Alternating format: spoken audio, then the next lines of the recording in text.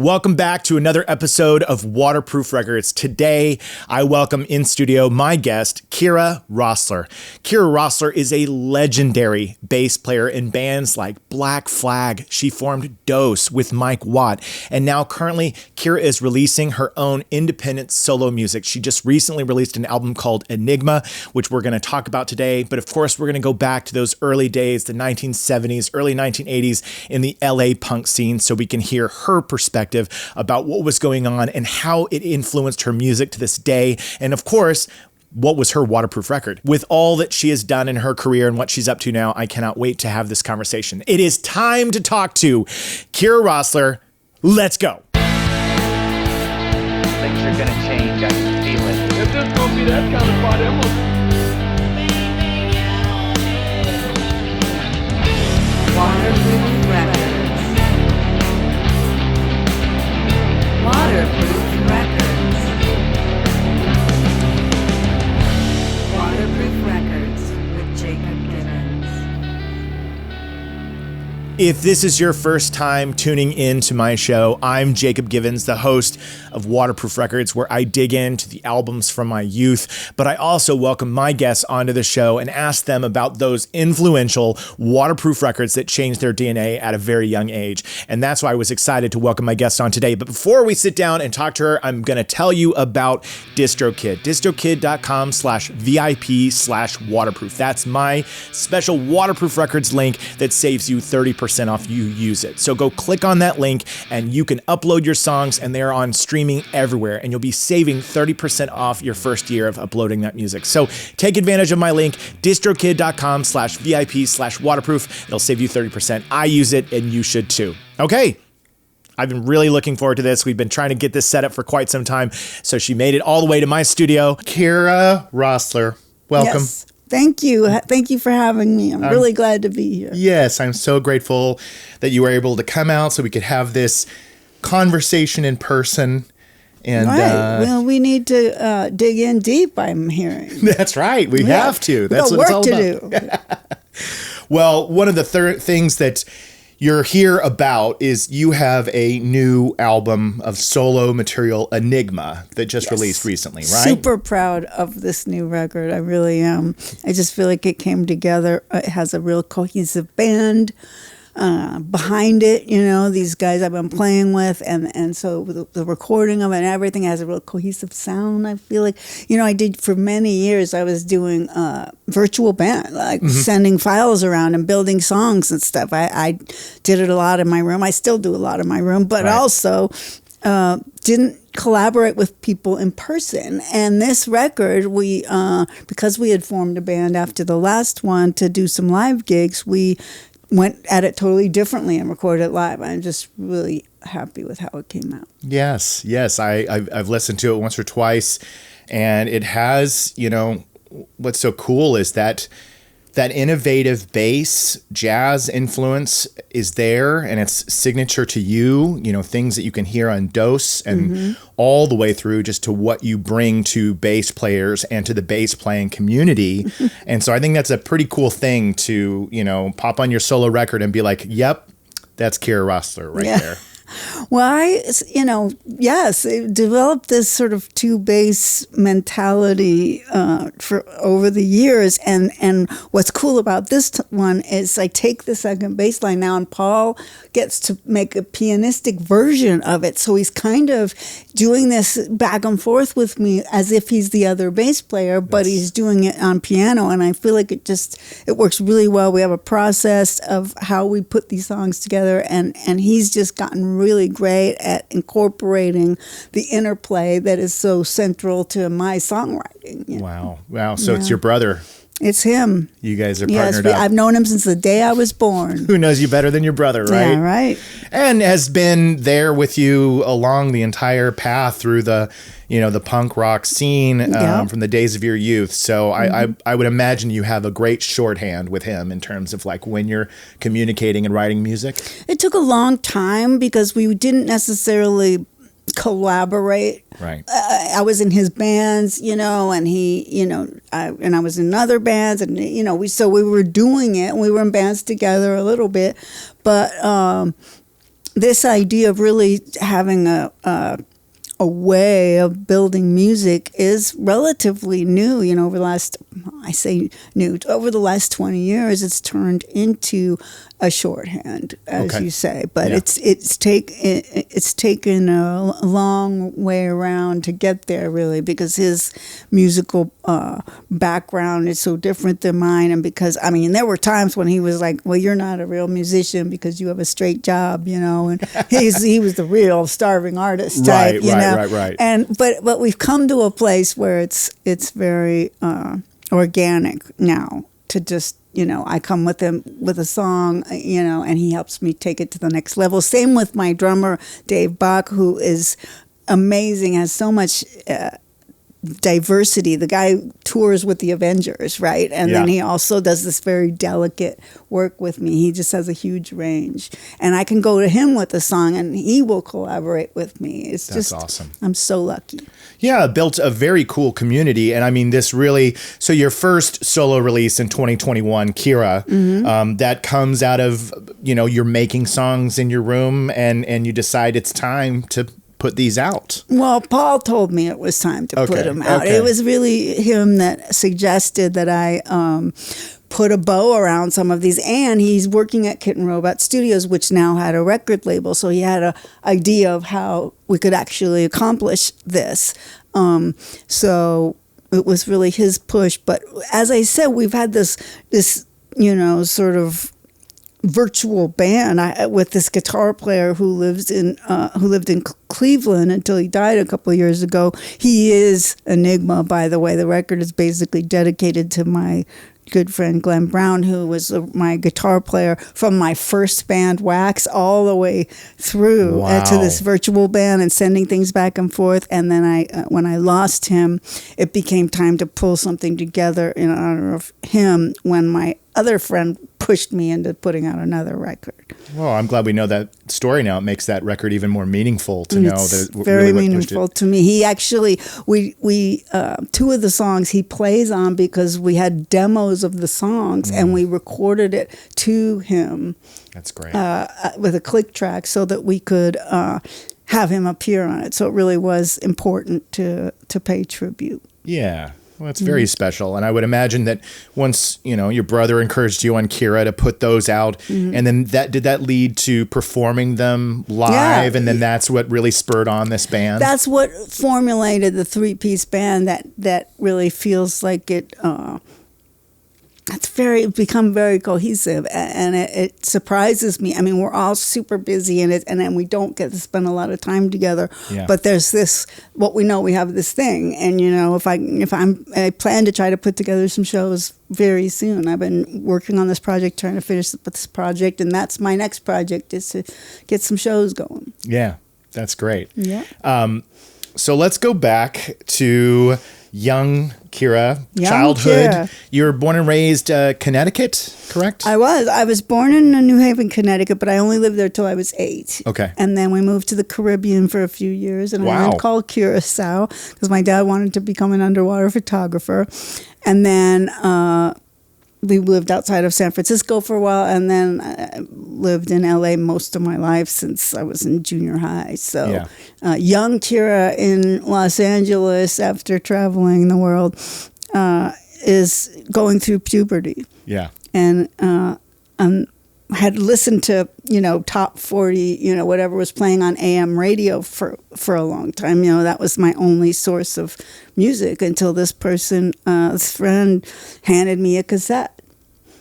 And it was of Billie Holiday, Music for Torching. Yes. It's called. This is your waterproof record that you chose. This is my record because it was just the transition from having music just show up for me, like here's what you're going to listen to choosing what to listen to and to realize, this woman, she's not even writing the songs, you know, she's taking these jazz standards and the emotion, and I'm going through puberty, right? So this emotion, this unrequited love, this sort of dark, sad love songs just hit me like a ton of bricks. Yeah. I love it. You perfectly described when I ask that of my guests that's it. Yeah. It's the, at this point, did you have a musical household with your parents? Like, was there music being played? Well, my dad played classical music when I was a kid. That was all he ever played. Still all he ever listens to. My mom didn't put records on a lot, but we started on piano, my brother and I, when I was 6. So there was a musical element. We were both getting piano lessons from the time I was 6 till the time I was 11. I quit piano out of frustration because I couldn't keep up with Paul, and then picked up the bass when I realized I could play with him instead of against, like competing with him. But anyway, so the musical element of the household was really us playing classical piano, and my brother did often play records. He went through phases of different things. He was a Beatles fan.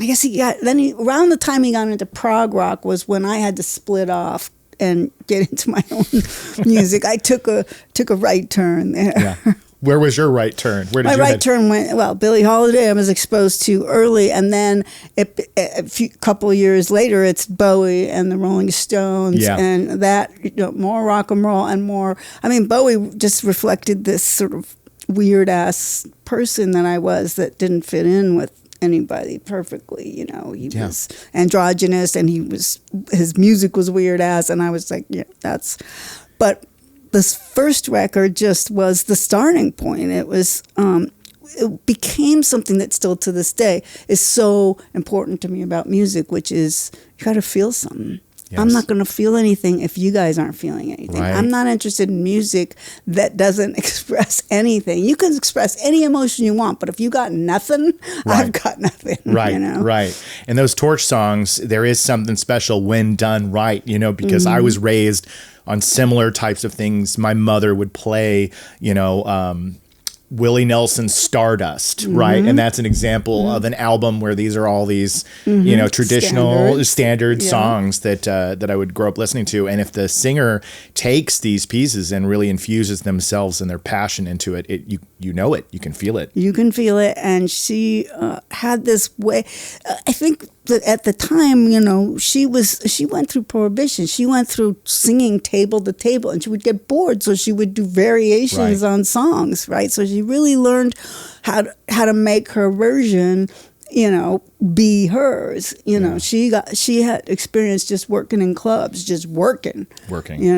So that comes across that she's seen these songs from every angle and found her core. Yes. Belief in the song. And they're such classics. I mean, they were covered, many of them, Ella Fitzgerald or Frank Sinatra or other people have covered these same songs because they're everything. Yes. It's so true. In true. those days, these songs were the standards. Yeah, and I had known that Billie had died at a young age, but until I knew you were coming on, I did a little research, and I didn't realize 44. Mm-hmm. Just gone too soon. So heartbreaking from cirrhosis. Yeah, well, and she was a heroin addict, and this, again, the tough life that she was able to, sort of make me feel her struggle, and then somehow that connected to my little girl struggle, or my still to this day struggle, the dark side of love, the dark side of, the pain of love, and how it can be so heartbreaking to to love and lose. And the grief that she gets across, it just, it's fascinating to me that she had, as you said, in a short time, she has a huge amount of music out too. She's been recorded a lot. I got her full collection off Columbia in my 30s, late 20s, and it's just all gold. All gold. Mm-hmm. Do you remember, since Paul and you kind of had different paths in certain ways, do you remember at that age trying to win him over with Billie, like showing songs or be like, you got to give this a chance? No, he was my big brother, so I so often just tagged along with his thing, and I went Billie Holiday. I went like Elton John. Yeah. And then, I got into this Bowie and Stones phase. And for a while, we were really I was in my room listening to things on my stereo. I finally had my own little boombox and things. And, and it just got to where I could have mine, and and that was very short lived because when he got into punk rock, I got into punk rock. So I still was following him around. Yeah, but it's tracks with adolescence, right? It's like those musical shifts are kind of going quicker and more fast as you are maturing and finding things out in the world. And you being here in LA, this is the heartbeat. You are at the beginning, the forefront of this punk and what's happening in the LA punk scene. And I went and listened to a bunch of things that you've addressed, and I know it probably gets repetitive, but what blew me away is at my age, when I learned what punk was, it had already evolved into a specific sound, a scene, a thing. And a thing I saw you talk about, which was, it was all of the weirdos and the outcasts, and it wasn't this one thing. Would you share a little bit about rules? Yeah. So the weird thing is that there was no rules. It wasn't a cohesive set of music. The interesting thing was that especially the women were establishing a look that was associated, and it almost became more of a style that drew this community together, that we were outcasts in that way, that we looked different from everybody else, because that's how we kind of wore our punk rock on our sleeves, was through our attire. Not me, because I was a weirdo and didn't identify with the girls, was sort of a tomboy, and I didn't know how to put my face on or anything. But most of them, there was this incredible style going on. But the bands were all very different. I mean, look at the Ramones. I mean, they're a rock band, with some interesting content, It's there was that Weirdos, we're a rock band, and then the Germs were a little more in the head, a little more thoughtful, interesting lyrics, dark, deep demons, right? And Deadbeats, were like, we're weirdo, jazzy kind of freaks, and all of it was very, I don't know, there was no cohesion, and there didn't need to be. We were just a bunch of people who were kind of against disco and hippies. Yes. That defined us at that time more than anything, was we didn't want to be part of those things. What was it about those things, about disco and hippies, that was so, because I mean, I can think in a broad sense, but I would imagine they'd kind of overrun the culture at the time, maybe. Yeah, I mean, disco was in all the clubs, and then the hippie thing had, in a way, had been going on for so long, right, that it was just kind of old. It was old people, it wasn't us young people, right? It didn't. The younger generation was just coming up, or us folks anyway. It was like, that was my mom's thing for a while. It just felt so old, frankly. It was tired and old. I don't think it was necessarily that we knew what was next. We just knew that something had to be next other than what's been going on, you know. It was anti. I mean, the thing that defined us was what we were against. Yes. And so that gathers a lot of different, you've got kids all over the United States and in the UK as well that are just going against what is the status quo, what is the norm. Disco probably reflected money, cocaine, partying, excess, and glitter. Fancy. Everything's fancy. And then hippies, I obviously my parents were young in the 60s, but the idea that there's this quote that goes around online a lot. I'm probably going to paraphrase it, but I always think it's so funny. It says that a metalhead is a nice person dressing up or cosplaying as a mean person, and a hippie is a really mean person dressing up cosplaying as a nice person. And I think that sometimes is accurate, right? Like you look like you're all about love and acceptance, but really deep down you're the one, complaining and causing problems. Wait, you don't have any rage? Hello. Right. Where does the rage go? It goes, what am I supposed to do with all this? Right. But that creates this whole scene, which, you and your brother are a big part of. And I, so honored that I get to talk to you about it, because it is exciting. This is before I'm really understanding more about music. And like I said, even the genres from my youth in the 90s we're getting so far away from it that now everybody's talking about this is grunge. And back then we weren't saying this is grunge. It's like hardcore. I mean, that was never a thing. We were never like, what was hard? That was like totally fabricated after the fact. It's like, what? Yeah. Wait, you think Black Flag ever said hardcore to themselves or about themselves? Right. Never. Yeah, never. It was just, I mean, That was just a label of them, someone stuck on it after the fact. Yeah, was there even a Black Flag as a punk band? Was that even said? Or was it just, we're just a band? Yeah. I mean, and we were in a way cutting ourselves differently than the bands, that were not just playing around LA, right? There was this insistence on taking it across the country in the van, right? Right. I mean, they worked harder than anyone to get it out to other folks, and that wasn't most of these bands in LA were not going anywhere. Right. Right. I mean, the Screamers traveled a little bit, going up to San Francisco was a big deal. Sure. And that was just something that Black Flag wouldn't accept. They had to find a way to create a network of, places to go and bring it elsewhere. Yeah. So there was always this, we're something else, we're going to do it differently. That was still who we were because we were punk rock. Yeah. Yeah. I mean, the Screamers is a perfect example of something that, there's not a ton of recorded material, but when you hear the keyboards, you go, that's an example of something that you wouldn't identify with the genre of punk, right? Because it was so different, proto-punk. They were a big punk band in Sure. LA at the time. Like if you could headline the Whiskey, you were a big band. Sure. Okay. So there were only a few that could do that, and they were one of them. But there is this still happens. Like it happens. My record is very anti. It's a bass record. It's a weirdo bass record that doesn't sound like anybody else's stuff. Yeah. Kind of. So that's still the fundamental driving force to me, and I think there were a lot of us still looking for that. You know? Absolutely.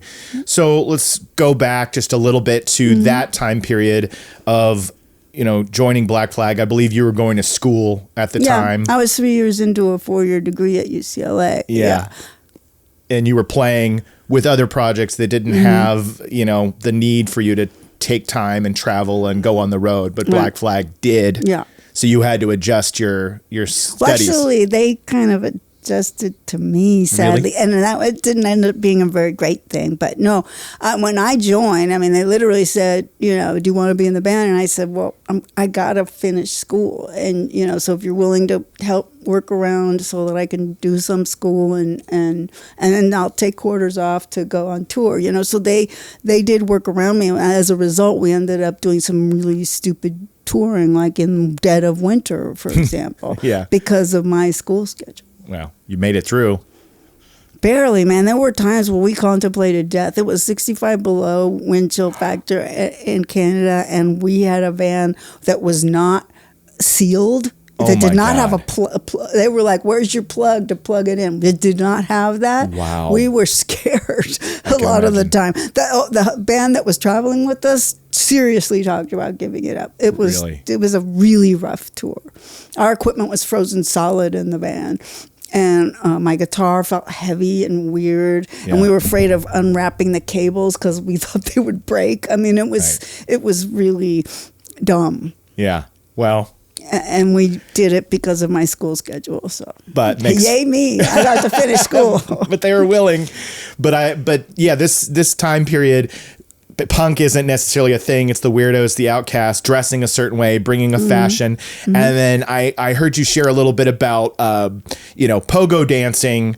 And, that's something that comes over to the United States from, England, what's going on over there, that kind of style of dancing, of jumping up and down. Yeah. But that it's misunderstood a little in the early days. It feels like what happened was that somehow these outsiders to it and came in and checked it out and saw us sort of bouncing against each other and decided we were slamming into each other and it became slamming. Like, how did that happen? Yeah. You know, it was like an outside perspective on it, shifted it, and then it became way more male driven. It became way more testosterone driven. People were just going to slam. I mean, they were just like, it was like a workout. You know, they Right. weren't even watching the bands. It wasn't about the bands. You know, there were plenty of gigs you'd go to when there was just this big mosh pit. They're not watching the band. They're not interested in the music, you know? Yeah. So, you know, it felt like it was cool that there was more people, you know, interested. There were more bands. There were some really cool bands that came in from down south and from Orange County and stuff. But at the same time, it came with something, which I think was a sort of a misunderstanding. Yeah, that's so fascinating that, you know, this idea, I mean, in a group of misfits and outcasts and people that don't quite belong, you have the pie chart. You're going to have a slice of that brings in aggression, you know, hyper masculine, you know, testosterone. And it is unfortunate when it kind of infects something that's meant to be like, we're here to have a good time. We're here to listen to the music and enjoy it. And then that thing kind of spreads. But you end up finding the people in your circles and your friends that are going for the same reasons. And I would imagine that continued for you as well. There were certain clubs I wouldn't go to. Really? Because like Fleetwood was a perfect example of one where you could, you know, you'd have to be slammed against the wall, basically hiding against the wall. You could barely watch the gig, you know? Right. So it did affect what shows I would go to. So, Sure. you know, and I think I wasn't alone in that. And it wasn't... you know, it's funny, Mike Watt will talk about, like, you know, the Hollywood Right. punkers, you know, and it was sort of, I mean, I came up in the Hollywood punker scene. Yeah. Right. And he was talking about South Bay and they're just being a different group of people as opposed to, you know, a misunderstanding. But and Black Flag and Minutemen and these, you know, these are the bands from down south. They were the crowd, middle class. There were some great bands coming in, and that was what I was interested in, was seeing the bands, you know. So it brought in all of it, you Yeah. know. And as something grows, I guess there's as you say, there's a natural bad element, if you will, that's going to come with anything getting bigger and more spread out. Right, right. I witnessed that a little bit from my youth, you know, when I understood what moshing was, which is what they were saying. You know, you'd go to a junior high dance and they'd play Metallica and we'd be a bunch of idiots out there moshing, but we were just slamming into each other. And I'll never forget seeing the evolution of that. That by the time I'm in my, you know, almost into my 20s, I go to see a heavier band. And there's this edition of this thing called windmilling. And that's where they swing their arms and then they kick and they kick in the air. And I started going, I don't want to get out there. I don't want to these guys have combat boots on and they're high kicking while we're moving around. I was like, no, thank you. Yeah. So it evolves, that thing that people like to do to hard, heavy music. It's like somebody has to come in there and go, could we hurt each other? And I'm always like, that's not why I'm out there. Well, and whether they are or not isn't for us to say. Yeah, right. Okay, Let them so, do their thing, but I steer clear of it. I mean, the music brings different things to does. different people, right? So for me, I was actually interested in the music of it, you know, and for others, it brings out something else. Obviously, it's still an emotional expressing to dance, right? In whatever way dancing looks, and that goes back very far, prehistoric, right? In our human history, right? So maybe it's something just more primal, you know, and allowing a more primal thing, and it just wasn't that for me. It was a little more cerebral, maybe, and it was more primal for them. Yeah, and I think that's a fair point. And I do want to say it to my audience that likes to go and mosh and get heavy. Look, I agree with you. I think that it is an expression of the body.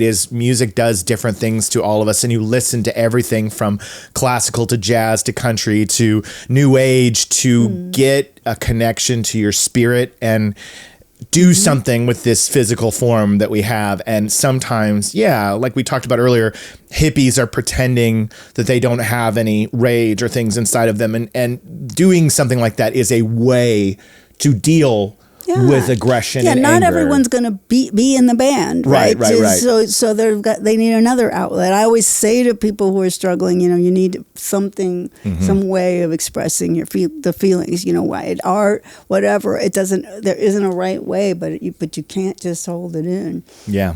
Now, when you were, before we get post Black Flag and Dose and that time in your life, I wanted to understand more about, you have jazz in your DNA and from that Billie Holiday. And I wanted to know, if you're there and you're in Black Flag and you're writing these songs, like, were you able to be like, check out this, and it was that influence coming out in that? No, not at all. It was completely the Greg show. Greg wrote the songs. Greg decided what we were going to do, and I knew when I joined them that my job was not to figure out what was next, but to play what was asked of me. And I always think of it as not a creative time, but as a very physically challenging time. It was almost more like training for the Olympics. Really? It was just like you were up against your absolute physical limits a lot of the time, right? 4 hours sleep night after night, 2-hour gigs, loading a PA system in and out. I mean, it's just the physical wall that we were all hitting all the time was in a sense, what was taking up all the bandwidth at that time, you know? And I often say this, but I'm more influenced by the people I play with than the people I listen to. I don't think of myself at all as a jazz player, right? I did have a jazz teacher early in my bass career. I did, and I have always loved Billie Holiday. But my first examples of two bass music and weaving two basses was for my nephews. I would make these bedtime stories and I would record two basses underneath to be soothing. Oh, wow. And they would be very melodic and soothing, but I was trying to make them kind of intertwining. That was the start. They don't have as much rhythmic interest. And then I was affected by my dear pal, Mike Watt, right? I get into Dose and he is driven by this idea of that we have to lay off each other, that we have to leave space for each other. I mean, we're the whole band, right? So we have to find a way to be like dueling bass wars. Right. So he had the biggest influence on me in terms of creating these rhythmic interplays that may sound jazzy because jazz has a lot of rhythmic interplay, right? And maybe that does then bring back this influence from before. But it was really very much, impacted by the people I was playing with and the things I was trying to do, which is I only play bass, so I do two basses, and somehow all my songs start out with two intertwining bass lines. Still do. Yeah, it's fascinating, and it's so unique to that art form. And as bass players go, so I'm not a bassist, I'm a guitarist, but like most guitarists, we like to pretend that we can play bass, sure. But in the bass world, there seem to be these two paths in rock, right? It's either you're holding down the fort, you're lockstep with the rhythms, rhythm and drums together, or you have this really hyper flourishy, Les Claypool, bringing in the funk, the fleas, the Mike, and you take things into a very my war. Yeah, exactly, and it becomes at the forefront of everything. But what I find is remarkable about your bass work is that the fact that you told me about this thing for your nephews and it being this very soothing space. There is something very soothing about your bass work. Well, I am not trying. I think there is what drives those people. Like they want to be the leader, they want to be the forefront. But I'm come from a truly, I'm a bass player and a bass player that thinks of themselves more as the glue, more as establishing the groove. If you will, right? So some kind of groove, some kind of driving force still has to be a part. But then there's the part of me that acknowledges that I've gotten older and things change, right? So subtlety is more part of what I I'm into and exploring. I'm not really like up in your face, pay attention to me kind of Right. person, right? So that I think the only difference may be, or do you have an extrovert bass player or do you have an introvert bass player? There you go. Maybe. Yeah, maybe so. And, talking about this groove and the rhythm and the way that our bodies are affected by it, the forming of Dose, at least as far as I can understand, is a therapeutic project for both you and Mike. This is that correct? Because of when it happens? Well, yes, in the sense that Mike and I only really started playing together because D. Boone died and he didn't want to come out of his room. And I was just kind of concerned that he would quit. Right. I was kind of concerned, like, this was such a big part of his life, his musical life. I was kind of concerned he would quit. So I just jammed with him. I just tried to, like, let's pick up the bases, just something to, it wasn't so much cathartic for me. It was just, for me, it was out of concern for him. And I just knew that music mattered a lot to him. Mm-hmm. And so I thought, I just play. I didn't have a goal to make a band with him at all. It really was just, there was just a, hey, let's play. I had these bedtime story songs. We did a couple of those. We did some jamming. And then, my goal through it was achieved just by that. And it would have been okay. I would have missed out a lot if he hadn't decided to do the band thing. But it was his tendency to take the reins that I think pushed it into becoming, let's do a 2-bass thing. And we both agreed, because we had done that minute flag thing, we both agreed that we couldn't have any other instruments if we were going to have both of us. Right. We were big enough. Yes. Yeah. Yes. And in those early recordings and things that you're doing as Dose, how is that being received by people? Because it is so different than anything at the time. Nobody likes. That's the wrong way of saying it. Yeah.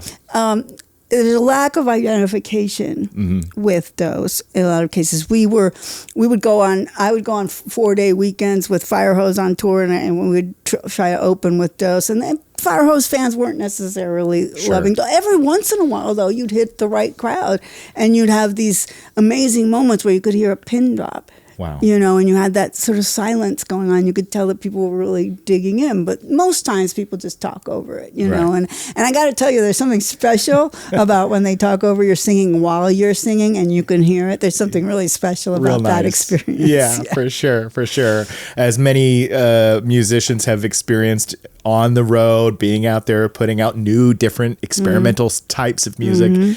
Has there ever been, obviously, since there's different iterations of Black Flag with reunions and coming back. Have they ever come once to you and gone like, hey, you want to get back for a show to do this album from start to finish? No, it's basically been the two camps, right? It's the Dukowski camp and it's the Greg camp, which makes perfect sense when you think about the origins and how much they were really the pair. Chuck was still very involved in the band while I was in it, right? So they were the pair of sort of power entities. Sure. And the rest of us were more, players in their play, know, but it was really very much them. So it makes perfect sense there would be two camps. And Greg would want to sort of cut ties with all the past like he had so many times. And Chuck was part of the other side, the Flag side. So it kind of makes sense that they wouldn't come to me. Yeah. But do you keep in touch with everybody? I have been in touch with Henry on and off. I have been in touch with Bill a little less. I have not been in touch with Greg a lot. Not really at all in the last 20 years. Yeah.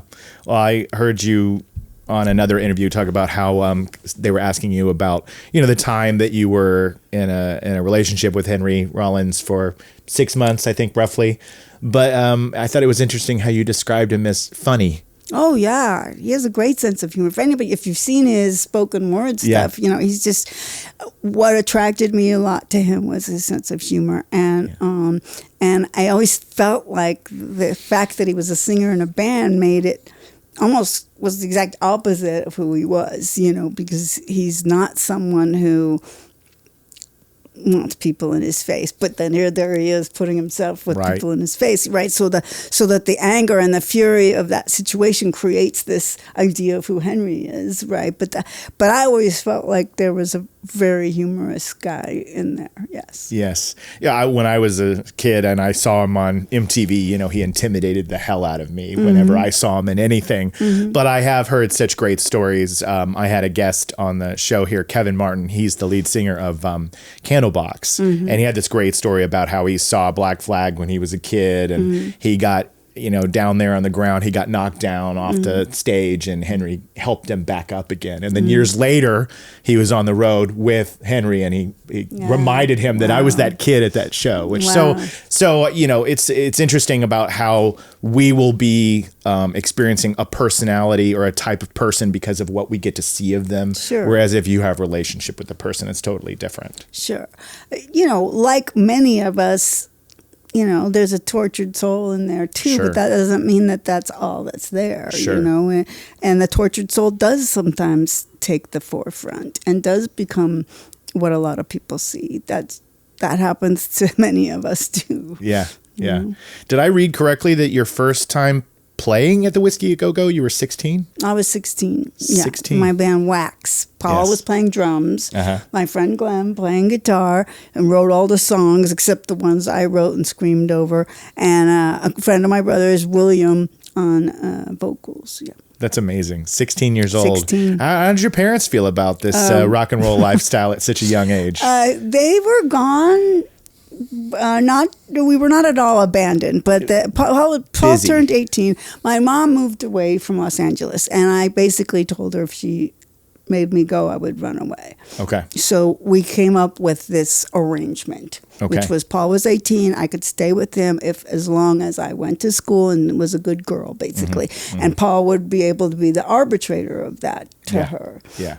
But that was kind of hanging over my head a little bit. And because of that, I was very good about going to school. I was going to practice and then going to school. I was going to gigs and then going to school. I was still showing up to school. I was still getting a B+ average in high school, which is why I had the opportunity to go to UCLA. And I still decided in the punk rock music world to go finish, have a degree and do the work in applied math and engineering. Yeah, it's clear that you take education seriously because you even Black Flag accommodated that schedule. Well, it felt like it kind of came from being sort of drilled into me that if I didn't do good, that I would go to Florida, bumfuck Florida too, like in the Keys, like dirt road. Right, and I'm like, right. I live in LA and I'm going to go live on a dirt road. I was like, I'm not going to do it. I was a little brat. The fact that she thought that little brat could do it on her own. And so we look back on that sometimes and wonder whether that was the right decision. But it was the arrangement we made, and I took it very seriously. Yeah. That I had to keep up certain ends of the bargain. And it went right through into going to UCLA because the way the financial arrangement worked is my dad would continue to help me as long as I was in school. So he was helping me. So neither one of them abandoned us at all. He was helping me financially. He's sending the child support checks to us still during this time and until Paul quit school. And as long as I was in school, I actually went to him eventually when I was in Black Flag and said, I'm taking time off and stuff, and it's the deal's basically been broken. Sure. But because of the arrangement, I was very, motivated to have that part of me that was, and then there's something about having that balance, having these sort of intellectual and then the artistic, that I've continued to enjoy, like I enjoy the technical work that I do in my work, and there's some kind of balancing act that does for me. I've always had it. I was in school and I was in band and I was in work and so I've always had it. Well, that's remarkable, and it leads me to, your current career, which has been very successful for you outside of music and sound editing, ADR. You've won an Oscar and an Emmy for your work. Well, I don't have the hardware of the Oscar. I was on a team that won an Oscar, Right. and only the bosses get the Oscar. But what's cool about Emmys is that they give them to the whole team. Do they really? And I have 2 Emmys in my house as a result. So I have been very fortunate in my career, and I've gotten to do some really great projects. And I work really hard when I'm, in that, and it takes time away from my musical life. And so it is, that balancing act is a real thing, and it's that struggle somehow is just always been a part of my life. Yeah. So it is a struggle. I can't dedicate the time I want to all the time. I get to a certain point in the project and I can't do much else other than work, because the hours that they demand are just so high. But the results can be very rewarding in the sense of working on a cool project or the awards, which I don't do my work to get an award. Sure. Seeing a happy client Yeah. at the end of the project and feel like they're happy with the soundtrack, and we went through this war together to create the soundtrack. That's where some of the reward is, for sure. Yeah, and I mean, you had to have taken care of your ears in your run in live music, because I would imagine, taking all of the time and writing and recording, playing, touring, you have to have a very acute, good sound awareness and understanding to do what you do. So I listen to the sound behind the dialogue. So there it is, but it's a mindset sort of. I don't even know. It's not so much having great hearing as having the attention span and really focusing in on sound. I mean, if some noise were to start right now, like I would notice it because there's this red flag that goes up that something's wrong with the dialogue, right? So I'll have that experience of going, wait, and then it's like, oh, okay, there's nothing wrong. It's just like some sound happening. But I listen very closely, and I, try to fix as many problems with the production sound as I can in the time I have. That's basically the job. It's like a puzzle. What can you fix? Yeah. What can you fix now? Yeah. What can you fix now? Okay, I'm done. I ran out of time. And now it's the mixer, and I'm there to support him in the final stages, him or her,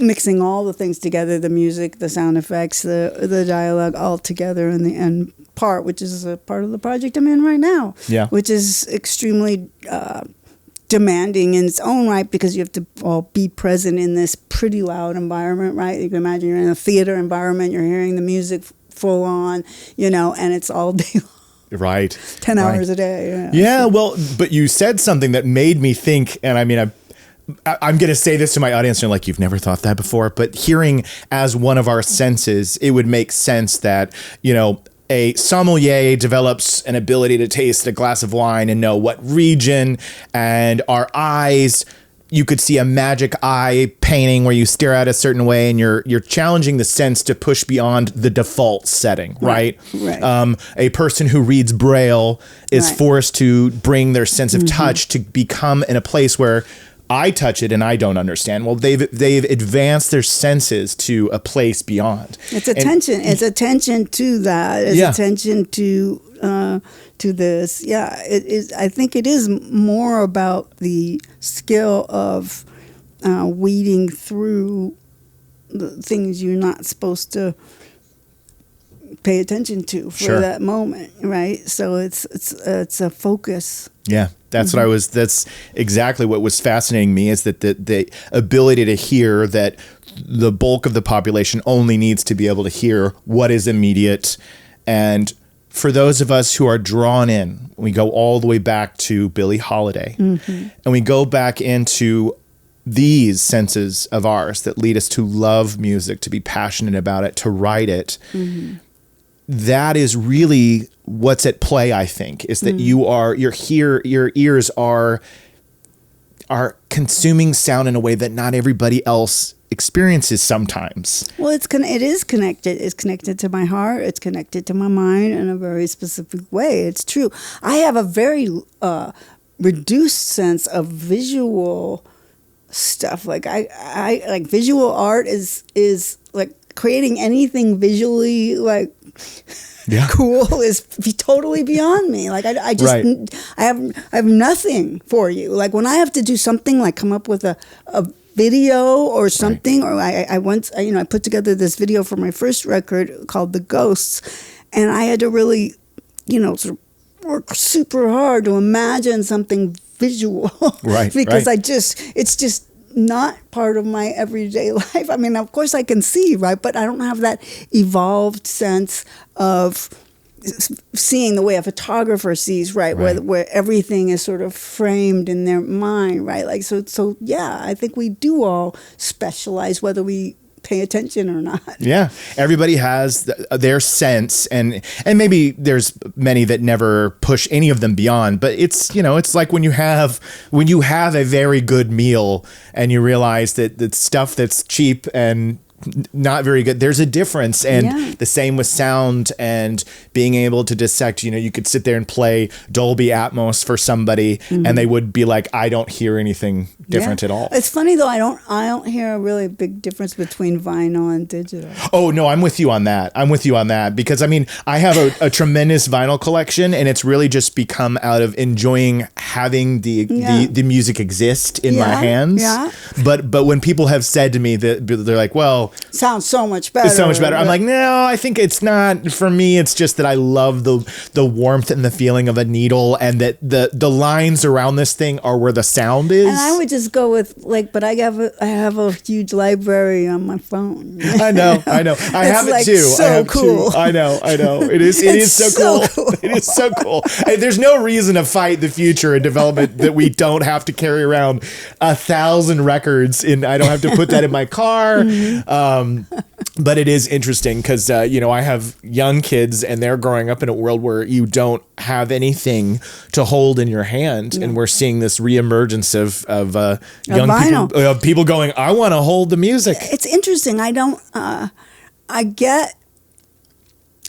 get why it's come back, really. I gotta say, I don't get it. I think honestly, Maybe they haven't had records like Melt in their lives yet. Exactly. Or Warp, or not be able to play anymore, and the frustration of that. This Yeah. pendulum Good luck. will The swing. cassette with the pencil, The pencil, going. gotta get it Yeah. wound back in. They don't know the Taping headaches. it, I know. I agree with you. I think it'll swing back and forth. It's just you have media, you don't have media. You have media, you don't have media. Well, and it's your sound system, and you could get into like what really is it that gets it from there to here. Right.